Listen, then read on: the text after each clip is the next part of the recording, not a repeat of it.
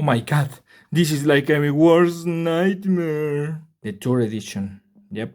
Look at the images that it features.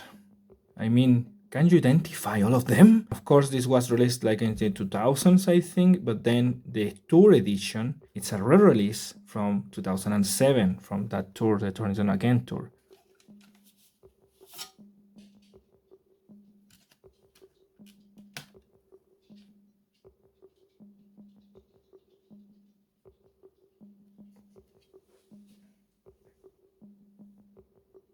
Here in this part of the CD, we have the listings for the Turn It On Again tour of every place they were, which is pretty neat actually. Not necessary on this release, but it's neat anyways.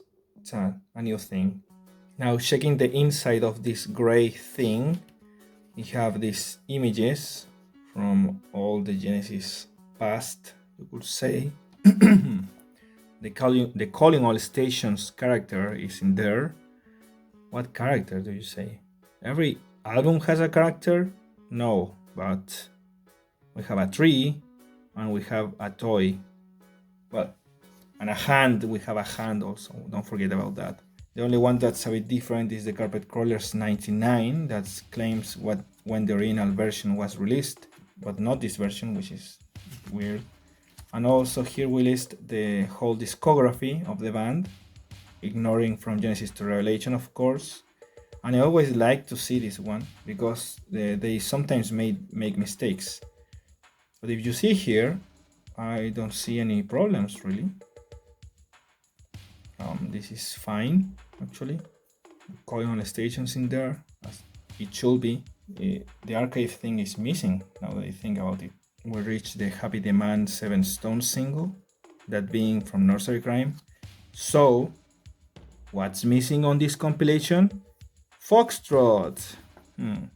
So, every person created here will receive catch, which is cool. So, Steve Hackett is receiving catch from this.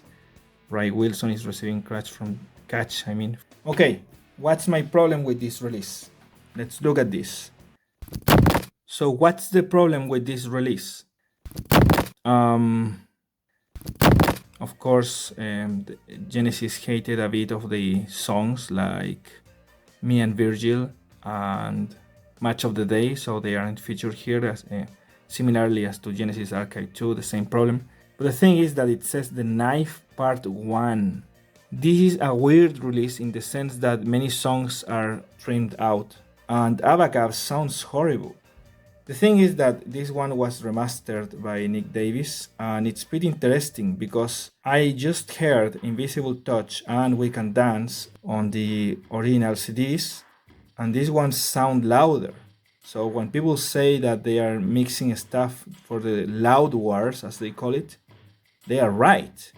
But the thing is that it doesn't sound extremely muffled or anything. It just sounds louder. I don't know how to call it. It's like We Can Dance sounds extremely similar, but the Abacab sounds horrible. It doesn't sound like the remaster. Abacab sounds like it was taken from the video. This is a CD. It's a bit disappointing. But I think that a Genesis Archive thing, or probably the original 2000s release of this, is better than the remaster that we got. You can literally hear the exact same thing as this on YouTube. Genesis Archive 2 is also the same, but at least the Archive 2 is like a big thing that has a folding thing, and this one is not very special, so for cheap, it's fine, but even then, it's useless. Okay, that's my review, and have a nice weekend. Okay, now that the camera has focused, I can focus. On the original video, I forgot to say, apparently the tour edition, this one, is better than the original because it includes many more songs and it's like a double CD, But I also wanted to add some constructive criticisms. If they are going to release singles, they should just go all in it. Also, they should have artwork of the singles instead of just names. They should have decided between full versions or cut versions because there is a mix here. And also songs should be better mixed. Like Pigiums is very good. It's a very good mix. But Abacab is horrible. Apparently, this was the first showcase of remastered songs before the remastered albums in 2007. And also, I will be making a new Prog Archives review for this version instead of because I already did the original. And I was confusing both for a bit.